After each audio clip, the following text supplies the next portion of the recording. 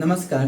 The Bihar teachers history makers #TBT मेरा mobile मेरी शिक्षा के फेसबुक पेज पर आपका स्वागत है। मैं हूं जितेंद्र कुमार सिंह, UHS बिहारी मधुवापुर मधुबनी में केमिस्ट्री टीचर के रूप में पदस्थापित हूं। TBT के 25 ब्लॉग्स के अंतर्गत मेरा ब्लॉग है आओ विज्ञान सीखें। TBT ब्लॉग प्रस्तुति के इस कड़ी में आज अगर हम एक्सटर्नल पोटेंशियल कनेक्ट करते हैं तो गैल्वेनिक सेल पर क्या असर पड़ता है, इस चीज़ के बारे में अध्ययन करने वाले हैं।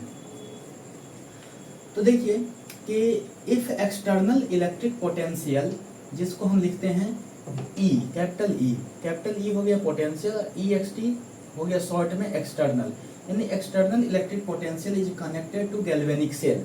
गैल्वेनिक सेल, पीछे के वीडियोज में हम लोग गैल्वेनिक सेल के बारे में पढ़ चुके हैं, तो इसलिए यहाँ पर अभी हम बात कर रहे हैं कि गैल्वेनिक सेल में अगर बाहर से कोई भी बैटरी हम जोड़ते हैं, बाहर से एक्सटर्नल पोटेंशियल यानी बाहर से कोई बैटरी हम जोड़ते हैं तो क्या क्या सब हो सकता है। तो 3 कंडीशन हमारे सामने आएगा, तो एक एक करके हम लोग इसको देखते हैं। External potential is less than 1.1 volt, छोटा वाला। पहले हम जो है ना छोटा की बात कर लेते हैं।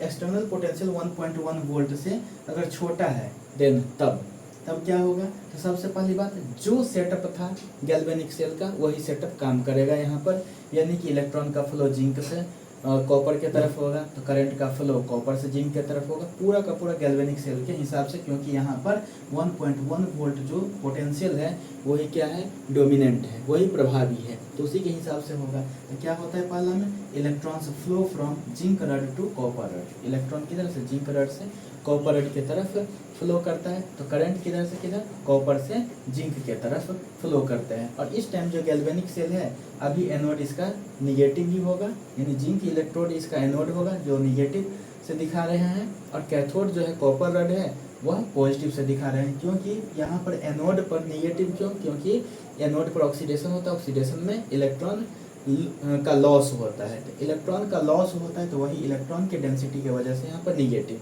तो दूसरी तरफ पॉजिटिव, ये चीज़ है। तो पहला में तो हो गया कि इलेक्ट्रॉन का फ्लो जिंक से कॉपर, तो करंट का कॉपर टू जिंक। दूसरा क्या, zinc dissolved at anode, zinc क्या हो रहा है, डिजॉल्व हो रहा है, घुल रहा है, जबकि कॉपर जो है कैथोड पर वो क्या हो रहा है, डिपॉजिट हो रहा है। इसलिए देखिए इसका जो है एरो साइन किधर से किधर, सॉल्यूशन से रड के तरफ यानी इलेक्ट्रोड के तरफ दिखाया गया है, यहाँ पर इलेक्ट्रोड से सॉल्यूशन की तरफ दिखाया गया है। तो इससे ये पता चला जिंक जो है यहाँ पर डिजॉल्व होता है और कॉपर यहाँ डिपॉजिट होता है। अब आते हैं दूसरा कंडीशन कि एक्सटर्नल इलेक्ट्रिक पोटेंशियल जो है हमारे पास अगर वह 1.1 के बराबर हो, यानी 1.1 वोल्ट के बराबर हो, तब क्या होगा।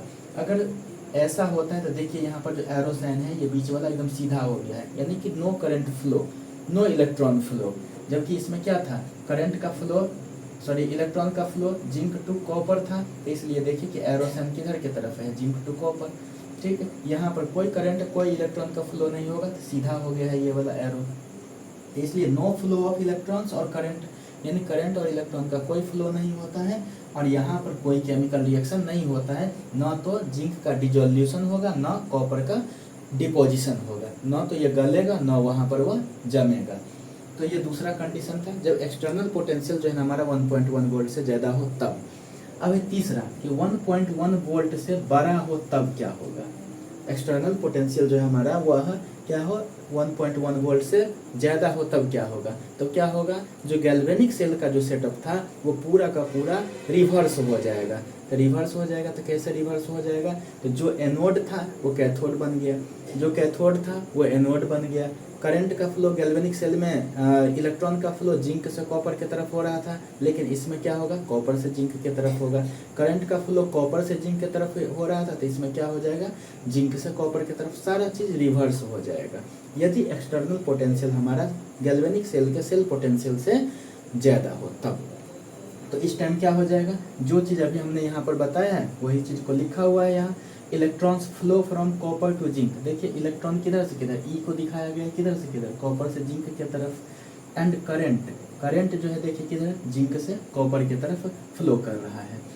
और यहाँ पर क्या होगा, यहाँ उल्टा होता है, तो जिंक इज डिपॉजिटेड, यहाँ पर देखिए जिंक जो है डिपॉजिट होगा सॉल्यूशन से इलेक्ट्रोड की तरफ, जबकि कॉपर जो है वो क्या हो रहा है, डिजॉल्व हो रहा है, घुल रहा है, यानी कि कॉपर टूट करके सॉल्यूशन में आएगा, और जिंक जो है यहाँ पर क्या सॉल्यूशन से इलेक्ट्रोड पर जाएगा। तो इसलिए जब रिवर्स हो गया है तो उसमें क्या हुआ कि जिंक डिपॉजिट होगा एनोड पर, कैथोड पर, और यहाँ पर कॉपर जो है वह डिजॉल्व होगा एनोड पर, क्योंकि कैथोड पर डिपोजिशन, एनोड पर डिजोल्यूशन।